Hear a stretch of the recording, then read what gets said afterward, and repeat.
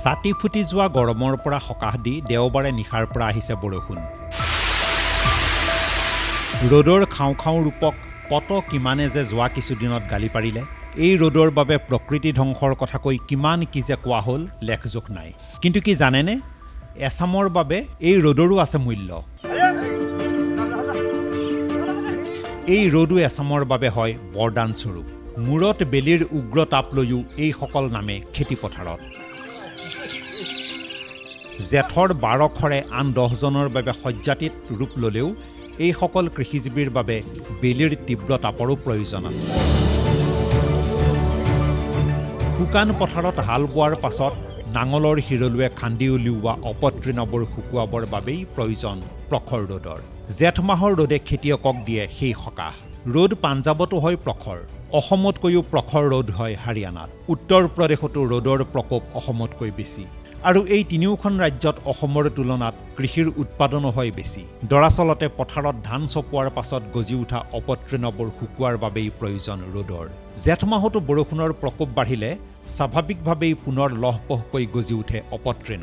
সিমানেই নহয়, ৰ'দৰ প্ৰকোপে পথাৰৰ কীট পতংগকো বাধ্য কৰে পলাই ফাট মাৰিবলৈ। সমাৰ মাৰি হাল বাই এই জেঠতে পেলাই থোৱা হয় মাটি। উদ্দেশ্য এটাই, ৰ'দ বতাহ সোমাই বৃদ্ধি হ'ব লাগে অনুজীৱৰ বংশ। তেতিয়াহে ধানে গ্ৰহণ কৰিব পৰাকৈ বিকশিত হয় জৈৱিক সাৰ। আগতীয়া বৰষুণে নষ্ট কৰে এই সমূহ সম্ভাৱনা। জেঠ সেইবাবেই 12 খৰ আওকাণ কৰি খেতিয়কৰ বাবে সম্ভাৱনাৰ মাহ। আন বহুতৰ বাবে অসহনীয় জেঠৰ নিদাঘ ৰ'দ কৃষিজীৱী পৰিয়ালৰ বাবে আশাৰ ৰ'দ। এৰা পৰিয়ালটোৰ বাবেও। কাৰণ খেতিয়কক আহাৰ শাওনৰ পথাৰত জা জলপান দিবলৈ এই ৰ'দতেইতো কৃষকৰ পত্নীয়ে ধান উহুৱাই ৰ'দাব, শুকুৱাব আৰু প্ৰস্তুত কৰিব উখোৱা চাউল, কোমল চাউল।